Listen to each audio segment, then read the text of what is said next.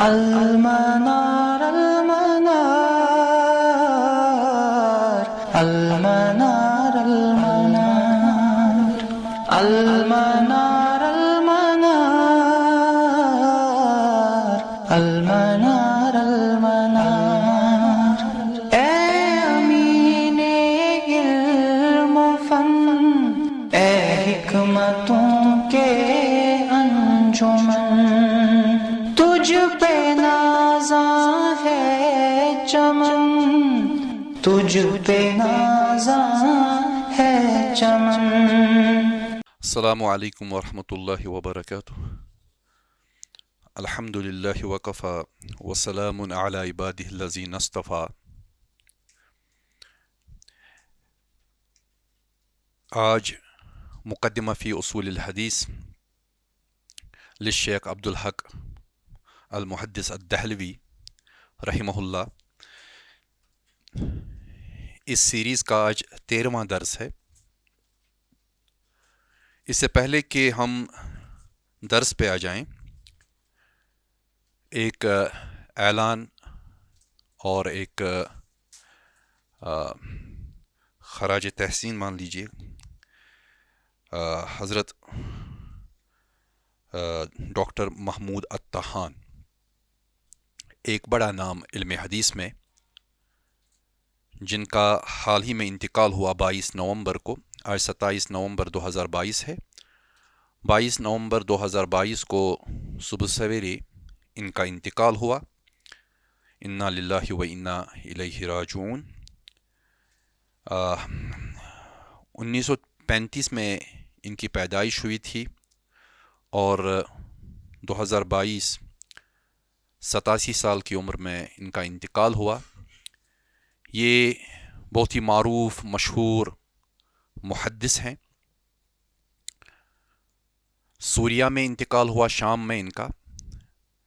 ہمارے ساتھ ایک خاص مناسبت ہے اس کی المنار کے ساتھ، وہ یہ کہ جب ہم نے دروس شروع کیے، ہم یہاں مسجد شریف راڈا پورہ میں درس دیا کرتے تھے، اور مجھے یاد ہے کہ ہم نخبۃ الفکر جو مشہور کتاب ہے ابن حجر العسقلانی کی، تو اس کی تصحیح جو ہوئی ہے وہ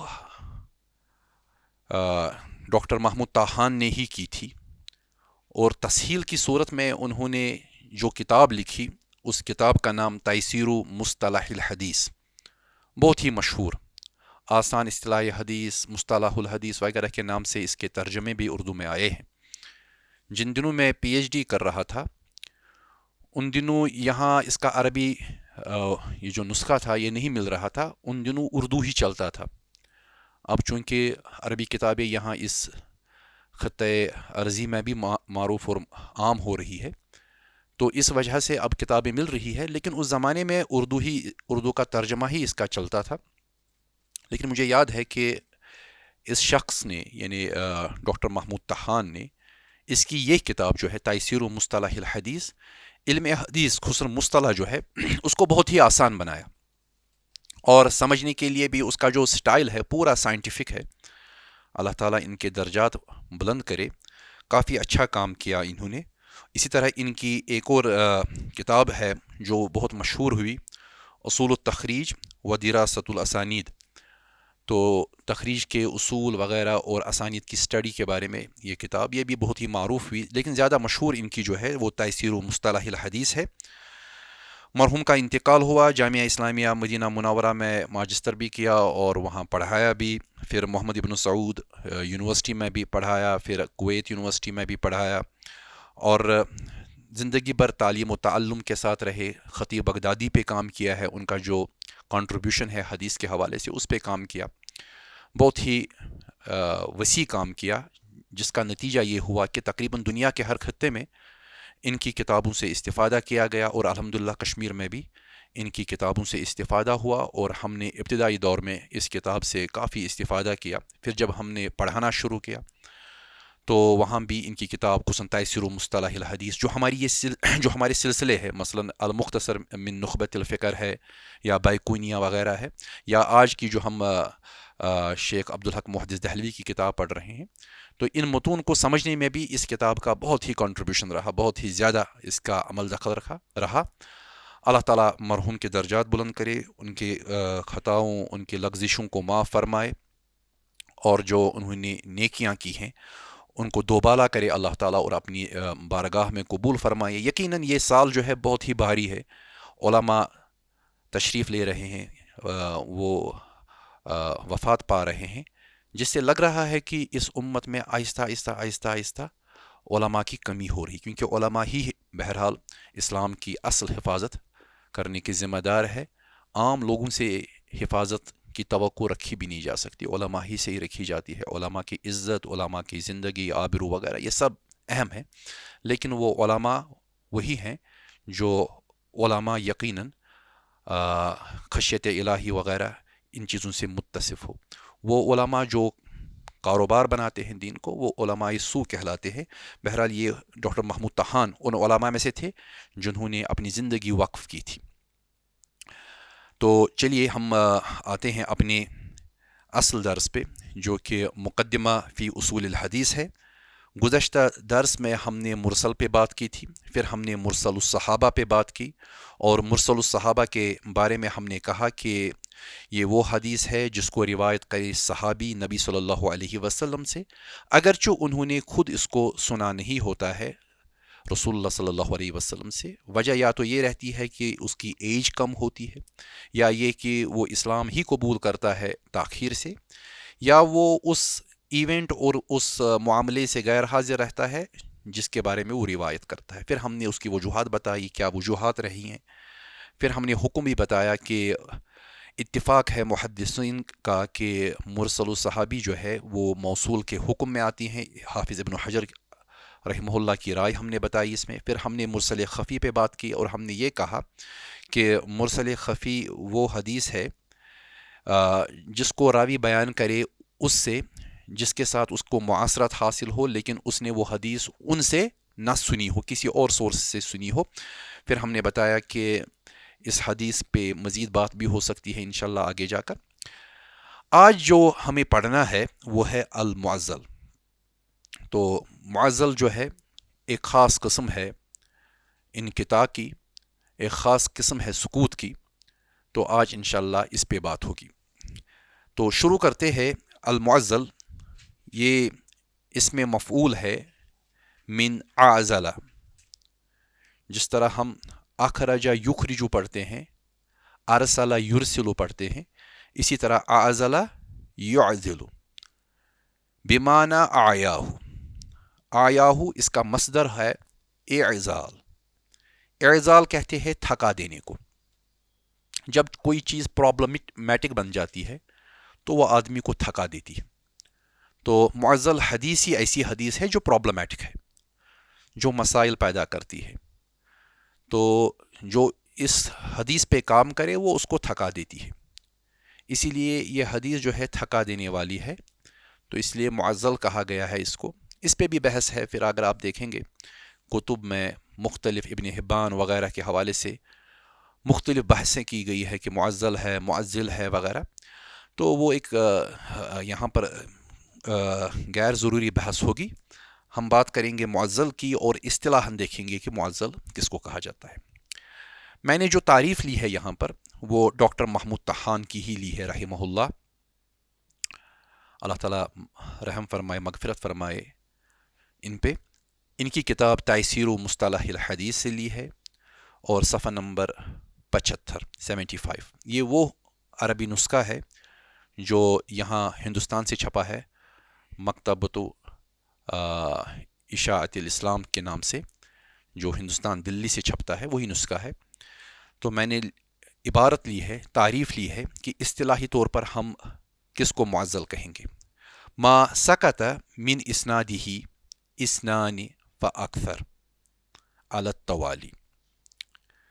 ما سکت جس حدیث میں سکوت کیا ہو، گرے ہوں، جس حدیث کی سند میں سے گرے ہو اثنان دو راوی، فاکثر یا اس سے زیادہ، جس حدیث کی سند میں سے دو یا دو سے زیادہ، تو کم از کم دو یا دو سے زیادہ، پھر وہ کئی ہو سکتے ہیں، 3 4 5 علی التوالی، لیکن یہ پائی در پائی، لگاتار، کنزیکیٹیولی، یہ نہیں کہ ایک یہاں گرا پھر اس کے بعد راوی ہے، پھر دوسرا گرا، پھر راوی ہے، پھر تیسرا گرا، ایسے نہیں، بلکہ ایک گرا پھر اس کے بعد دوسرا راوی بھی غائب ہے، جب توالی کے ساتھ ہو، تو اس لیے میں نے علی التوالی جو ہے وہ سرخ رنگ میں لکھا ہے، پے در پائی، اس کی خاصیت ہے۔ اس سے پہلے جو ہم نے پڑھا، ہم نے مرسل پڑھا، ہم نے معلق پڑھا، اور ہم نے اس سے پہلے معلق، مرسل اور منقطع، ان میں یہ شرطیں ہم نے نہیں دیکھی، لیکن یہاں پر یہ شرط جو ہے علی التوالی، پے در پے، لگاتار، بغیر کسی ناگا کے اگر یہ راوی گر رہا ہے تو ایسی حدیث کو ہم معزل کہتے ہیں۔ تو صاحب کتاب نے کس طرح اس کو لیا ہے؟ ہمارے ماتن جو ہے عبدالحق محدث دہلوی نے اس کو بہت خوب لیا ہے اور بہت خوب طریقے پہ واضح کیا ہے۔ وَإِن كَانَ السُّكُوتُ مِنْ أَثْنَاءِ الْإِسْنَادِ، اور اگر سکوت ہو سند کے دوران، سند کے بیچ میں، کسی نسخے میں من اثناء سند بھی آیا ہے، تو بہرحال دونوں ایک ہی بات، کیونکہ ہم نے سند اور اسناد کی بحث پہلے ہی کی ہے۔ وَإِن كَانَ السُّكُوتُ مِنْ أَثْنَاءِ الْإِسْنَادِ، اور اگر سکوت سند کے بیچ میں ہو، فَإِن كَانَ السَّاكِتُ اثْنَيْنِ، اگر ساکت گرنے والا راوی دو ہیں، متوالیاً، ایک کے بعد ایک، پے در پے، یسمى معزلاً بفتح الضاد، تو نام دیا جاتا ہے اس کو معزل، اور یہ جو معزل ہے بفتح الضاد، ضاد کا جو حرف اس میں آیا ہے اس پر زبر کے ساتھ، یعنی معزل نہیں بلکہ معزل۔ میں نے کہا کہ اس میں بحث ہے، لیکن میں نے یہاں پر وہ چھوڑ دی۔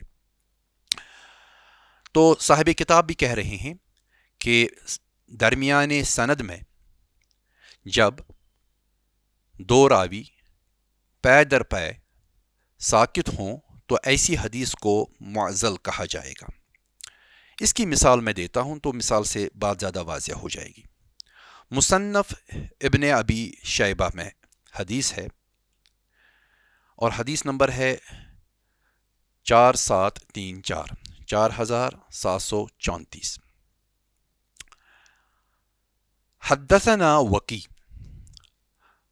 ہم سے بیان کیا وکی نے، قال اخبرنا ابو اسرائیل، اور انہوں نے کہا کہ ہم کو خبر دی ابو اسرائیل نے، ان موسیٰ الجہنی، اور وہ روایت کرتے ہیں موسیٰ الجہنی کی بنیاد پر، قال انہوں نے کہا، قال رسول اللہ صلی اللہ علیہ وسلم، کہ بیان فرمایا رسول اللہ صلی اللہ علیہ وسلم نے، کیا فرمایا؟ لا تزال هذه الامت او قال امتی بخیر، کہ قائم رہے گا اس امت، یہ امت خیر پہ قائم رہے گی، یا امت کو زوال نہیں آئے گا خیر کے تعلق سے، ما لم یتخذوا فی مساجدہم مذابح کمذابح النصارى، جب تک نہ وہ اپنی مساجد میں مذابح کہتے ہیں آلٹرز کو، اور یہاں پر دوسری روایت سے پتہ چلتا ہے کہ یہاں مذابح سے مراد محراب، کہ جب تک نہ وہ محراب کے کمرے اپنی مسجدوں میں بنائے، جس طرح نصارہ نے گرجا گھروں میں محراب تیار کیے، یعنی ان کے یہاں، نصارہ کے یہاں وہ کمرے بنے ہوتے ہیں مسجد میں جن کو وہ محراب کہتے ہیں، تو بالکل ایسے ہی جب تک نہ مسلمان بھی اپنی مساجد میں محراب کے کمرے بنا دیں، تب تک یہ امت جو ہے، یا رسول اللہ صلی اللہ علیہ وسلم، یہ بھی ایک روایت میں ہے کہ میری امت، تب تک میری امت خیر کے ساتھ رہے گی، کوئی زوال خیر کے حوالے سے امت کو نہیں آئے گا۔ تو اس حدیث کے بارے میں پہلی تو بات کلیئر ہے کہ حدیث صحیح نہیں ہے، تاکہ کوئی کنفیوژن نہ رہے ذہن میں۔ تو حدیث صحیح نہیں ہے، یہ حدیث کمزور ہے۔ لیکن مسئلہ کیا ہے؟ کئی مسائل ہے اس حدیث کے جہاں یہ ضعیف ہے۔ تو میں نے شیخ البانی رحمہ اللہ کا حکم لیا ہے اس پہ۔ قال الالبانی رحمہ اللہ، شیخ الالبانی رحمہ اللہ بیان فرماتے ہیں، ان کا یہ حکم ہم نے لیا ہے سلسلۃ الاحادیث الضعیفہ والموضوعہ، حدیث نمبر 448 448۔ اس میں یہ لکھتے ہیں اس حدیث کے حوالے سے الاعزال کی یہ حدیث جو ہے یہ معزل ہے۔ معزل کا مطلب کہ اس حدیث میں پے در پے دو یا دو سے زیادہ راوی ساکت ہوئے۔ تو اب پہلے ہمیں یہ پتہ چلا کہ یہ حدیث جو ہے سند اس کی متصل نہیں ہے، سند ٹوٹی ہوئی ہے۔ فَإِنَّ مُوسَى الْجُحَنِی، وجہ کیا ہے؟ اب یہ وجہ بتا رہے ہیں، کیونکہ موسیٰ الجحنی جو اس سند میں راوی ہے، آپ دیکھ لیجئے موسیٰ الجحنی جو ہے ان سے روایت کرنے والے ہیں ابو اسرائیل۔ تو اسی لیے یہ بیان فرماتے ہیں کہ موسیٰ الجحنی جو ہے ان کا ڈیٹ آف ڈیتھ 144 ہے، 144۔ وَهُوَ ابن عبد اللہ، ان کی کنیت کیا ہے؟ ان کی کنیت ابن عبد اللہ ہے۔ انما یروی عن الصحابہ بواسطۃ التابعین، یہ موسیٰ الجحنی جو ہے یہ صرف روایت کرتے ہیں صحابہ سے تابعین کے واسطے سے، یہ ڈائریکٹلی رسول اللہ صلی اللہ علیہ وسلم سے روایت کرنے والے نہیں، یہ وہ راوی نہیں ہے کہ ڈائریکٹلی رسول اللہ صلی اللہ علیہ وسلم سے روایت کرے۔ آپ دیکھیے یہاں پر سند میں ان موسیٰ الجحنی کے مروی ہے موسیٰ الجحنی سے، قال کہ انہوں نے کہا، موسیٰ الجحنی نے کہا، کیا کہا؟ قال رسول اللہ، کہ رسول اللہ صلی اللہ علیہ وسلم۔ سیدھی سی بات ہے، موسیٰ الجحنی کا انتقال 144 میں ہوا۔ یہ کیسے ممکن ہے کہ تقریباً 150 سال کے بعد 144 یا مان لیجئے اس سے پہلے بھی اگر کیا ہوگا، کیسے ممکن ہے کہ یہ شخص روایت کرے گا رسول اللہ صلی اللہ علیہ وسلم سے؟ اور اسی لیے جب بھی یہ روایت کرتے ہیں تو کن سے روایت کرتے ہیں؟ بواسطۃ التابعین، تابعین کی وساطت سے۔ یہ اہم ہے اس میں۔ تو اس کی امثال کیا ہے؟ تو اس کی مثالیں کیا ہیں؟ وہ ہے جن تابعین سے وہ روایت کرتے ہیں وہ ہے عبد الرحمن ابن ابی لیلہ، ان سے کرتے ہیں، والشعبی، شعبی سے کرتے ہیں، ومجاہد، امام مجاہد سے کرتے ہیں، والنافع، امام نافع سے کرتے ہیں، وغیرہم۔ تو ان سے یہ روایت کرتے ہیں۔ یہ کچھ مثالیں ہیں، ان کے علاوہ بھی جو ہیں ان سے وہ روایت کرتے ہیں تابعین میں سے۔ فَهُوَ مِنْ أَتْبَاعِ التَّابِعِينَ، پس یہ جو ہمارے راوی ہے موسیٰ الجحنی، یہ اتباع التابعین میں سے ہے، یعنی یہ تبع تابعین میں سے۔ تو اس کا یہ مطلب ہوا جب وہ تبع تابعین میں سے ہے تو مطلب واضح ہے کہ یہ جب روایت کریں گے تو تابعین سے کریں گے، اور تابعین کن سے روایت کریں گے؟ صحابہ سے روایت کریں گے، تب جا کر رسول اللہ صلی اللہ علیہ وسلم سے بیان کیا جا سکتا ہے۔ تو اس سند میں موسیٰ الجحنی ڈائریکٹلی رسول اللہ صلی اللہ علیہ وسلم سے روایت کر رہے ہیں۔ تو اس کا مطلب یہ ہے کہ ایک تابعی کا نام ساکت ہوا ہے کم از کم، اور دوسرا ایک صحابی کا نام ساکت ہوا ہے کم از کم۔ دو تو ہمیں پتہ ہے کہ پے در پے ساکت ہوئے ہیں، تابعین ایک سے زیادہ بھی ہو سکتے ہیں، صحابہ ایک سے زیادہ بھی ہو سکتے ہیں۔ تو یہاں جا کر ہمیں پتہ چلتا ہے کہ یہ حدیث جو ہے یہ معزل ہے، کیونکہ اس میں راوی پے در پے دو یا دو سے زیادہ ساکت ہیں۔ تو ایسی صورت میں حدیث جو ہے معزل کہلائے گی۔ اور حکم کیا ہے معزل کا؟ المعزل حدیث ضعیف، معزل جو ہے وہ ضعیف حدیث ہے۔ وَهُوَ أَسْوَأُ حَالًا مِنَ الْمُرْسَلِ وَالْمُنْقَطِعِ، وہ بری ہے، زیادہ بری ہے حال کے اعتبار سے مرسل سے اور منقطع سے۔ لِقَصْرَةِ الْمَحْذُوفِينَ مِنَ الْإِسْنَادِ، وجہ کیا ہے؟ سند میں سے جو محذوف راوی ہے ان کی تعداد زیادہ ہے۔ مرسل میں ایک راوی نہیں ہوتا تھا، جب ہم دیکھتے تھے کہ تابعی صحابی کو چھوڑ کر ڈائریکٹلی رسول اللہ صلی اللہ علیہ وسلم سے روایت کرے. تو ایک صحابی کا نام نہیں ہوتا تھا. منقطع ایک راوی کم ہے, لیکن معضل میں ایک نہیں, پے در پے دو ہے. تو اسی لیے اس کا حال زیادہ برا ہے, کیونکہ محذوفین کی تعداد بڑھتی ہے اور پے در پے بڑھتی ہے. جب پے در پے محذوفین ہو تو حال زیادہ خراب ہے. جب آپ مرسل کو نہیں لے رہے ہیں, منقطع کو نہیں لے رہے ہیں, تو آپ معضل کو کیسے لے سکتے ہیں؟ واضح ہے. وَهَذَا الْحُكْمُ عَلَى الْمُعْضَلِ بِالْإِتِّفَاقِ بَيْنَ الْعُلَمَاءِ. اور یہ حکم جو ہے معضل کے حوالے سے, اس میں علماء کا اتفاق ہے. اس میں کوئی یہ نہیں کہتا کہ ہم لیتے ہیں یا ان دلائل سے لیتے ہیں, ان وجوہات کی بنیاد پر لیتے ہیں. سب علماء کہ یہاں اجماع ہے کہ جب بھی معضل ہو تو اس کو اتفاقاً چھوڑ دیا جائے گا, اس کو قبول نہیں کیا جائے گا جب تک نہ اس کی یہ کمزوری دور ہو جائے. تو یہ بنیادی ڈسکشن ہے معضل کے حوالے سے. اب ذرا ایک خاص صورت پہ جائے, اور وہ یہ ہے کہ اجتماعہ مع بعض الصور المعلق. اس کا ایک مسئلہ بھی ہے معضل کا. یہ کبھی کبھار معلق کے ساتھ ملتی جلتی ہے صورت کے اعتبار سے.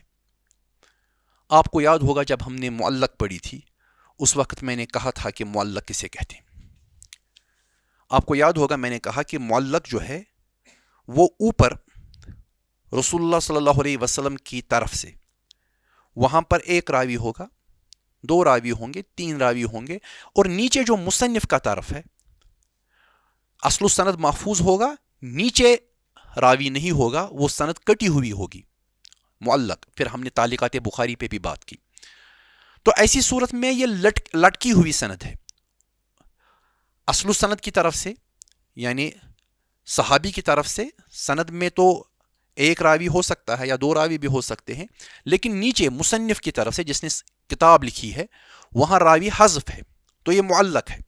تو ایک راوی بھی غائب ہو سکتا ہے, دو بھی, تین بھی, نیچے کی طرف سے جہاں سے ہم صاحب کتاب کو دیکھتے ہیں. اگر دو راوی, تین راوی پے در پے غائب ہو رہے ہیں تو اس صورت میں معلق اور معضل ایک ہے, کیونکہ نیچے کی طرف سے آپ دیکھیں گے کہ راوی غائب ہے. تو ایسی صورت میں, ایسی صورت حال میں آپ دیکھیں گے کہ معلق اور معضل ایک ہے. مصنف کی طرف سے جب دو راوی, تین راوی پے در پے غائب ہو رہے ہیں. لیکن اگر اصل سند صحابی والے طرف سے یہ معاملہ پیش آ جائے, مثلا دو صحابی حذف ہو رہے ہیں, تو وہ مرسل ہوگی. کہنے کو ہم یہ بھی کہہ سکتے ہیں کہ دو راوی پے در پے گر رہے ہیں تو ہم اس کو معضل بھی کہہ سکتے ہیں, لیکن ہمیں پتہ ہے کہ صحابی کا گرنا کوئی نقصان نہیں پہنچاتا ہے, کیونکہ ہمیں پتہ ہے کہ صحابی جو ہے کلہم عدول. پھر اس میں شرطیں ہیں وہ جو ہم نے امام شافعی, ابو حنیفہ, امام احمد بن حنبل وغیرہ کے حوالے سے شرطیں پڑھی, وہ لازم آ جائیں گی اس وقت, اور ان کو اس تناظر میں دیکھا جائے گا. لیکن اگر بیچ میں اس طرح پے در پے راوی حذف ہوئے, دو یا دو سے زیادہ, تو وہ خاص صورت ہوگی معضل کی. اس وقت وہ معلق نہیں کہلائے گی, اوپر بھی معلق نہیں کہلائے گی, وہاں مرسل کہلائے گی صحابی کی طرف سے. صرف معلق والا حصہ جو ہے نیچے والا مصنف کی طرف سے, تو ایسی صورت میں معاملہ مختلف ہوگا, وہاں پر معضل اور معلق ایک ہو سکتی ہے. تو یہ بحث ہے اجتماعہ مع بعض الصور المعلق. تو ہم نے یہاں تھوڑا بہت اپنے آپ کو یاد دلانا ہے کہ 90ویں درس میں جب میں منقطع پڑھا رہا تھا, اس وقت میں نے کچھ کہا تھا, اگر آپ کے ذہن میں ہوگا آپ ویڈیوز بھی دیکھ سکتے ہیں, کہ میں نے کہا تھا منقطع کو ہمیں دوبارہ پڑھنا ہے. آج ہم اس کو دوبارہ لے رہے ہیں کہ قول الماتن, ہمارے ماتن نے کہا ہے, آپ کی کتاب میں لکھا ہے, اگر آپ صفحہ نمبر 9 دیکھیں گے تو وہاں پر لکھا ہوگا المنقطع کے ٹائٹل کے نیچے, وَإِن سَقَطَ وَاحِدٌ أَوْ أَكْثَرُ, اگر ایک راوی گر گیا یا اس سے زیادہ, فالحدیث منقطع, تو ایسی حدیث کو منقطع کہا جائے گا. وَهَذَا سکوت انقطاع, تو یہ سکوت جو ہے اس کو انقطاع کہتے ہیں. یہ ہم نے پڑھا ہے, یاد کیجئے جب ہم نے 9ویں کلاس میں یہ پڑھا تھا. دیکھیں لیکچر 9, وہ آپ کو ملے گا मुकद्दमा का, व इन सकत वाहिदुन आओ अक्सर, अगर एक रावी गिर गया या एक से ज़्यादा, ये नहीं कहा गया कि तवाली के साथ, फल हदीस मुनक़ते, ऐसी हदीस को मुनक़ते कहा जाएगा। वहाज़ा सुकूत इनकिता, इस सुकूत को हमने उस वक़्त इनकिता कहा था। फिर मैंने एक और डेफिनेशन दी थी लेक्चर 9 में ही, मैंने कहा था कि इस्तिलाही तौर पर हम मुनक़ते किसको कहते हैं। इससे पहले साहिब किताब मातिन की डेफिनेशन थी, लेकिन ये आम माने में थी, इसमें हर एक सुकूत जो है इनकिता कहलाता था। फिर मैंने दूसरी डेफिनेशन दी थी, हुआ मा सकत मिन रुवातिही राविन वाहिदुन क़ब्ल अस्सहाबी फी मौज़िइन वाहिदिन औ फी मवाज़िअ इद्दा। याद होगा आपको जब मैंने कहा था कि ये वो हदीस है जिसमें उसका रावी जो है, रुवात जो हैं वो गिर जाएं, उसके रुवात में से एक रावी गिर जाए क़ब्ल अस्सहाबी, सहाबी से पहले, तो सहाबी से पहले ताबी होता है, फी मौज़िइन वाहिद, एक जगह पर, औ फी मवाज़िअ इद्दा, या कई जगहों पर। सहाबी इंटैक्ट है, नीचे कोई रावी गिर जाए, तो उसको हमने इस्तिलाहन कहा था कि ये मुनक़ते है। तो मुनक़ते की दो डेफिनेशंस मैंने दी थी, एक वो जो साहिब किताब ने लिखी थी, साहिब किताब ने जनरल डेफिनेशन दी थी, ऐसी जनरल डेफिनेशन कि हर किस्म का इनकिता जो है मुनक़ते कहलाएगा। मैंने उस वक्त कहा था, अगर आपको याद होगा, कि हम दोबारा पढ़ेंगे इसको। फिर मैंने एक और डेफिनेशन बताई जिसमें खास किस्म का इनकिता मुनक़ते कहलाता है, कि सहाबी जो है उससे पहले वाला रावी, यानी नीचे शेख की तरफ, ताबी की तरफ, अगर वो रावी एक कट गया, सुकूत उसका हुआ, या दो, एक जगह से या दो जगह से, तो ऐसी हदीस को हमने उस वक्त मुनक़ते कहा था। फिर उस वक्त मैंने कहा था कि ये मुनक़ते की जनरल डेफिनेशन है जो हमने साहिब किताब ने हमें दी है, तो फ़यदखुलु फ़ीहि अला हाज़ा, इस वजह से इसमें दाखिल हो जाता है, क्या क्या दाखिल हो जाता है, मुरसल, मुअल्लक़ और मुअज़्ज़ल। उस वक्त हमने ये इसलिए तफसीलन नहीं पढ़ी क्योंकि उस वक्त हमें ये चीज़ें पता नहीं थी। देखिए, मैं आपको अब बिल्कुल आराम से ये समझाने की कोशिश करूँगा।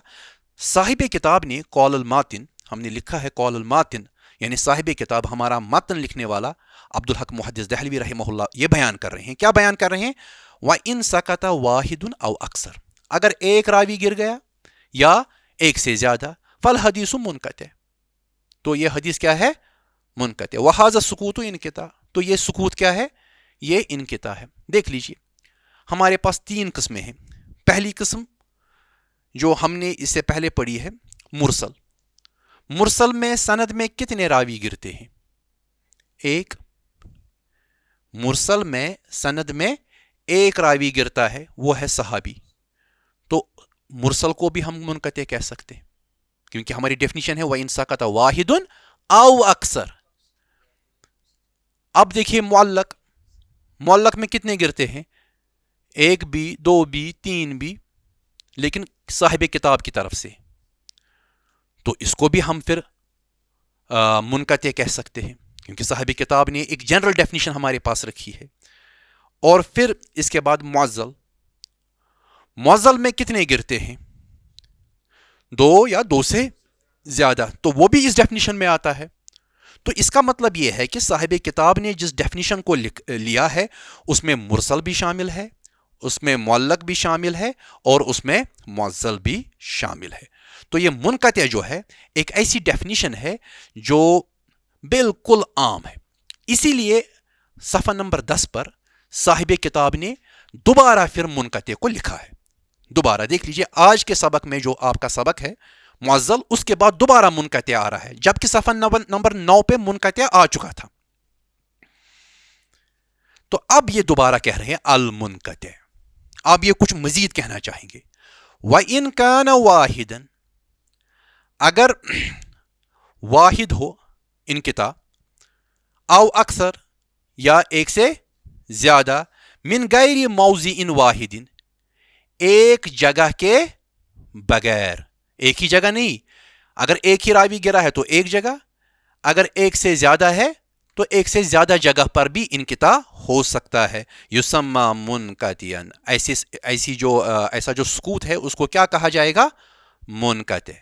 آپ دیکھ لیجیے کیا کہہ رہے ہیں. وَعَلَى هَذَا اور اس وجہ سے یکون المنقطع منقطع جو ہے وہ ہو جاتا ہے قسما من غیر المتصل وہ ایک قسم بن جاتی ہے کس میں سے غیر متصل میں سے. یاد ہوگا آپ کو صفحہ نمبر 9 پہ پہلے ہم نے متصل پڑھا تھا. متصل حدیث کی قسم ہے اور دوسری قسم کیا ہے غیر متصل. تو وہ وَعَلَى هَذَا اس وجہ سے یکون المنقطع تو ہو جاتا ہے منقطع قسمن ایک قسم من غیر المتصل غیر متصل میں سے ایک قسم. میں نے اس کو آسان بنانے کے لیے آپ کے سامنے یہ چارٹ رکھا, آپ کو اس سے آسانی ہوگی سمجھنے میں. کہنا کیا چاہتے ہیں دیکھیے حدیث جو ہے یہ دو طرح کی ہے. اب صاحب کتاب کے مطابق ماتن کے مطابق پہلی المتصل یہ ہم نے پڑھی ہے, دوسری غیر المتصل. یعنی پہلی المتصل جب میں کہتا ہوں تو ما اتصل سندہ وہ جس میں سند متصل ہو اتصال السند ہو مرفوعا کان او موقوفا وہ مرفوع بھی ہو سکتا ہے وہ موقوف بھی ہو سکتا ہے یعنی جس میں سند میں کنٹینیوٹی ہو. تو حدیث کی پہلی قسم متصل, دوسری غیر المتصل. دوسری غیر المتصل ہے جو کنٹینیو نہ ہو. تو اس بیان کے مطابق جو ہم نے اوپر پڑھا جس کو ہم نے انڈر لائن کیا ہے وَإِن كَانَ وَاحِدًا أَوْ أَكْثَرَ ایک انقطاع ہو یا دو انقطاع ہو یا دو سے زیادہ ہو من غیر موضعین واحد ایک جگہ کے علاوہ یعنی ایک جگہ بھی ہو سکتا ہے یا اس کے علاوہ بھی کئی جگہ ہو سکتا ہے وَيُسَمَّى مُنْقَطِعًا تو اس کو نام دیا جاتا ہے منقطع. تو ایسی صورت میں منقطع جو ہے وہ ایک قسم بن جاتی ہے غیر متصل. نمبر 2 پہ ہم نے لکھا ہے غیر متصل. پھر میں نے بتایا اس کی قسمیں کتنی ہیں. اب کتنی ہیں غیر متصل کی قسمیں 4. خود المنقطع ایک قسم ہے, المعلق ایک قسم ہے, المرسل ایک قسم ہے, المعزل ایک قسم ہے. یہ ڈیفینیشن آپ کون سی لیں؟ اگر آپ نے کہا کہ منقطع ہر وہ حدیث ہے جس میں ایک جگہ ہو یا ایک سے زیادہ جگہ پر جس میں انقطاع ہو سکوت ہو تو آپ اس کو منقطع کہیں گے تو پھر وہ بن جائے گی غیر متصل کی ایک قسم. ٹھیک. اب دیکھ لیجیے اس کے بعد کیا کہہ رہے ہیں ہمارے صاحب کتاب. وہ کہہ رہے ہیں وَقَدْ يُطْلَقُ الْمُنْقَطِعُ بِمَعْنَى غَيْرِ الْمُتَّصِلِ مُطْلَقًا شَامِلًا لِجَمِيعِ الْأَقْسَامِ اور کبھی اطلاق ہوتا ہے منقطع کا کس پہ بِمَعْنَى غَيْرِ الْمُتَّصِلِ بالکل اسی معنی میں جس معنی میں غیر متصل ہے مطلق طور پر ایبسلیوٹلی کوئی شرط نہیں کچھ نہیں. شاملن تو وہ شامل کر لیتی ہے لجمیع الاقسام وہ تمام قسم کو اپنے اندر شامل کرتی ہے. وبهذا المعنى تو اس معنی سے یا اس معنی میں یجعل مقسما تو اس کو مقسم بنایا جاتا ہے جہاں سے اب دوسری قسمیں نکلتی ہے. آئی لا یکون قسما واحدا اب یہ کوئی ایک قسم نہیں بنتی جس طرح ہم نے اس سے پہلے دیکھا کہ یہ ایک قسم تھی 4 میں سے ایک قسم یہ بھی تھی المنقطع. اب یہ کہہ رہا ہے کہ ایسی صورت میں لا یکون قسما واحدا یہ ایک قسم نہیں بن جاتی ہے بل یشتمل علی جمیع اقسام الانقطاع بلکہ یہ اپنے اندر شامل کر لیتی ہے انقطاع کی تمام قسمیں. اس کو آسان کرنے کے لیے میں نے اس طرح لکھا.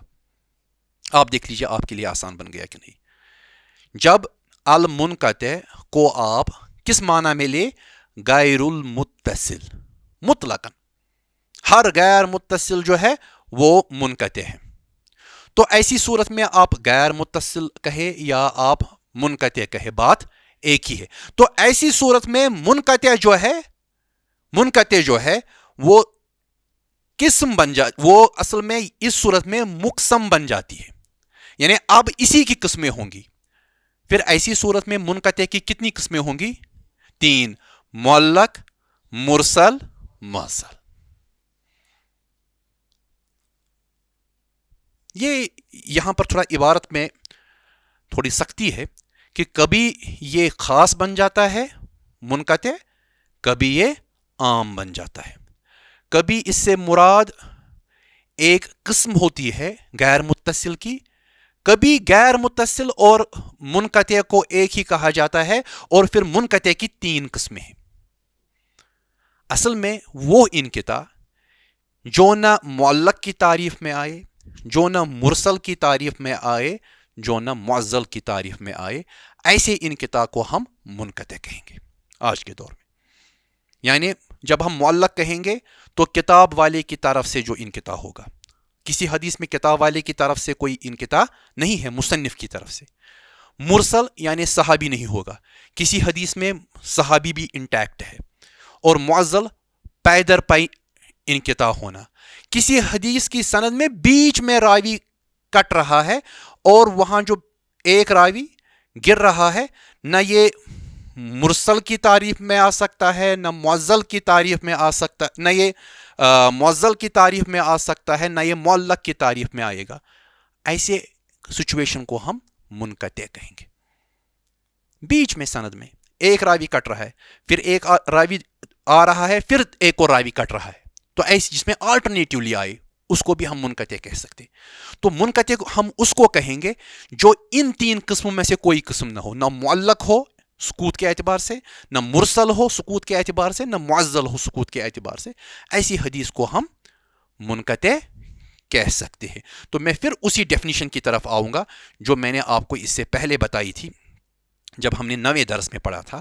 ہوا ما سکت من رواتی راوین واحد. یہ وہ حدیث ہے جس میں روات میں سے ایک راوی گر گیا ہو قبل صحابی، صحابی سے پہلے یعنی تابعی، فی موضع واحد ایک جگہ، او فی مواضع عدہ یا کئی جگہ. ایک تابعی گر گیا، پھر ایک راوی کنٹینیو ہے، پھر ایک گرا، ایک راوی، پھر ایک راوی گرا. تو ایسی صورت کو ہم منقطع کہتے ہیں. تو پہلے جو صفحہ نمبر 9 پہ انہوں نے منقطع کو ڈسکس کیا ہے، اس کی تفصیل ہمیں صفحہ نمبر 10 پہ ملتی ہے کہ منقطع آپ کس کو کہیں گے. تو اسی لیے میں نے اس کو تھوڑا آسان بنانے کے لیے یہ آپ کے سامنے رکھا، جس میں آپ کو بریک اپ مل رہا ہے کہ قسمیں کون کون سی شامل ہے. اب طریق معرفت الانقطاع کہ وہ راستے کیا ہے جن سے ہمیں پتہ چلتا ہے کہ انقطاع ہوا ہے سند میں. یہ سمجھنے کی ضرورت ہے کہ کیسے پتہ چلے گا. تو ہم متن پڑھتے ہیں، متن میں ہی پورا لکھا ہے طریق معرفت الانقطاع. صاحب متن نے لکھا ہے وَيُعْرَفُ الْإِنْقِطَاعُ وَسُقُوطُ الرَّاوِي. پہچان ہو جاتی ہے انقطاع کی یا سقوط راوی کی بمعرفت عدم الملاقات بین الراوی والمروی عنہ، اس چیز کے جاننے سے کہ ملاقات نہیں ہے راوی اور مروی عنہ سے جس سے وہ روایت کر رہا ہے. یعنی شاگرد اور استاد کے درمیان ملاقات ہی نہیں ہے. سند میں 2 راوی ہے، ایک کہہ رہا ہے کہ میں نے فلانی سے سنا، لیکن ان 2 کے درمیان ملاقات ہی نہیں ہوئی ہے. جب ملاقات ہی نہیں ہوئی ہے تو ہمیں پتہ چلتا ہے کہ انقطاع ہے، بیچ میں کوئی راوی مسنگ ہے. اما وجہ کیا ہو سکتی ہے؟ اما لعدم المعاصرہ، یا تو یہ ہو سکتا ہے کہ یہ دونوں آپس میں معاصرت نہیں رکھتے ہیں، کانٹمپریریز نہیں ہے. ایک پیدا ہوا تو دوسرے کی وفات ہو گئی یا ہو چکی تھی، تو ایسی صورت میں بھی ملاقات ممکن نہیں ہے. یا کوئی بدری صحابی ہے، اب بدری صحابی جو ہے وہ ایج میں زیادہ ہوتا ہے، اور کوئی ان سے روایت کرنے والا چھوٹا تابعی ہے، یہ کیسے ہو سکتا ہے؟ ملاقات ممکن ہی نہیں ہے. او لعدم الاجتماع والاجازت عنہ، یا ان 2 کے درمیان میٹنگ نہیں ہوئی ہے. اجتماع یعنی میٹنگ، یہ ملے ہی نہیں ہے.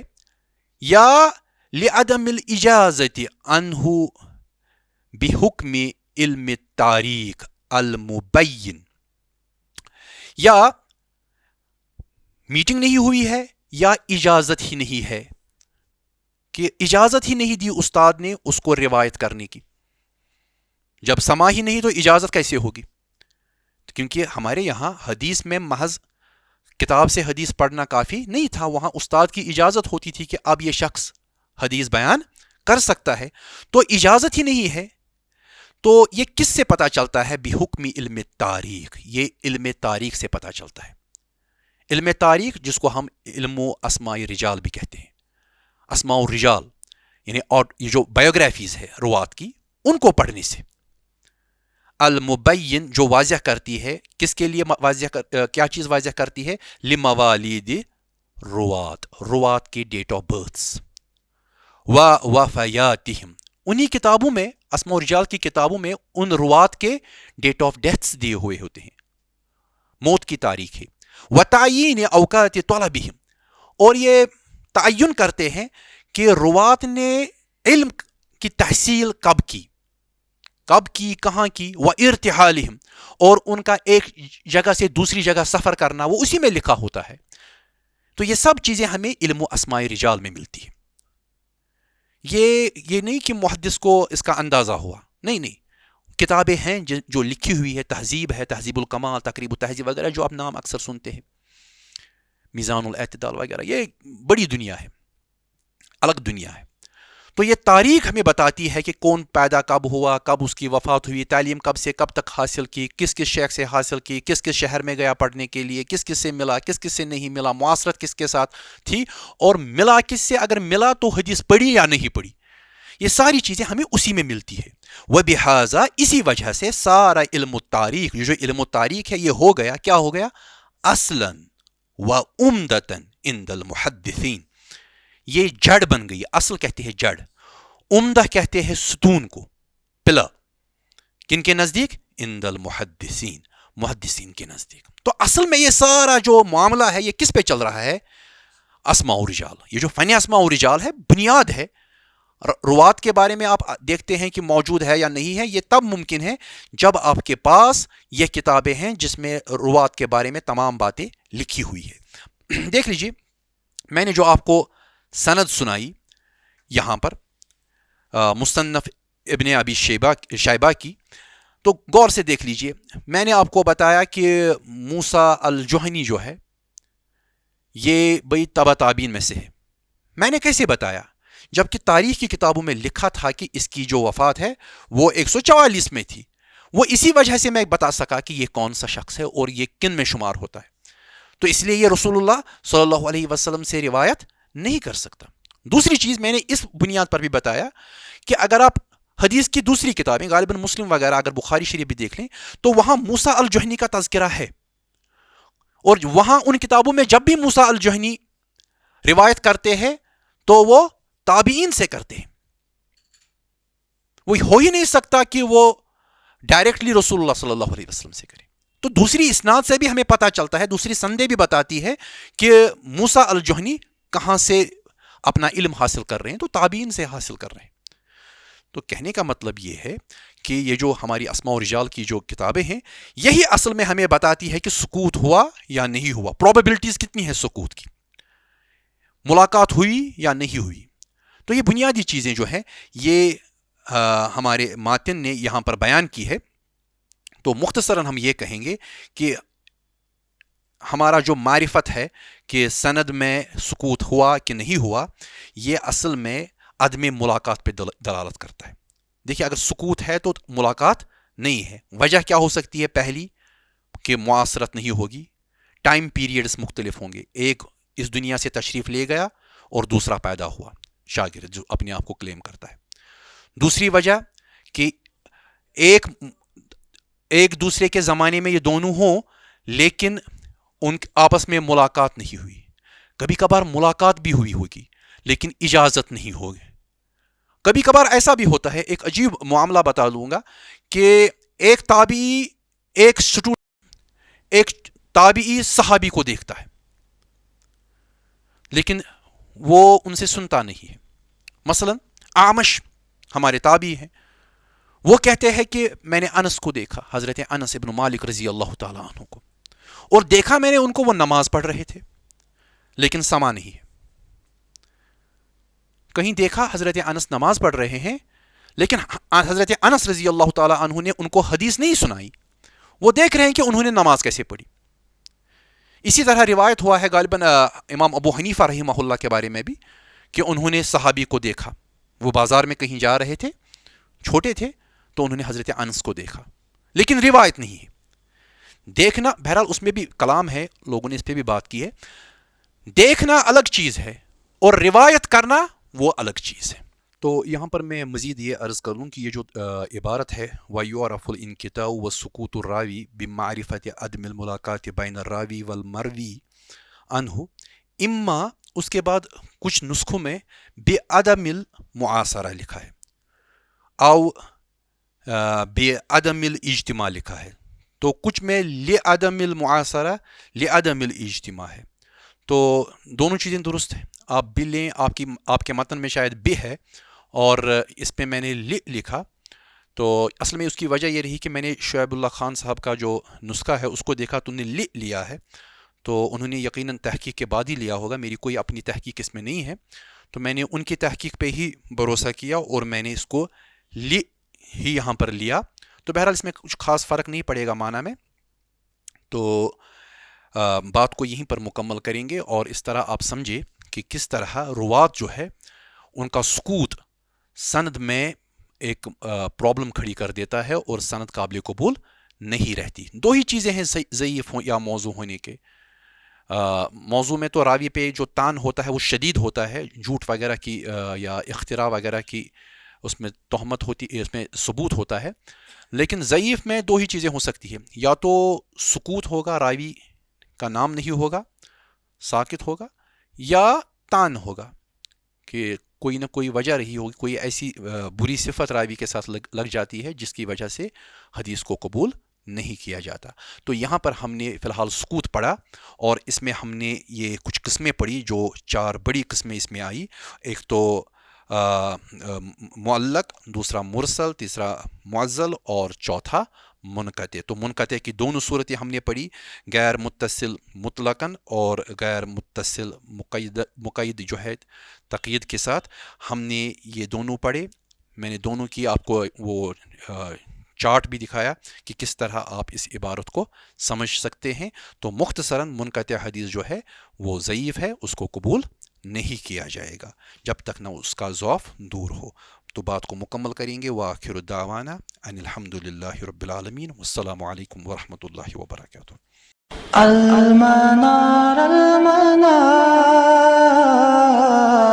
المنار المنار المنار المنار المنار المنار.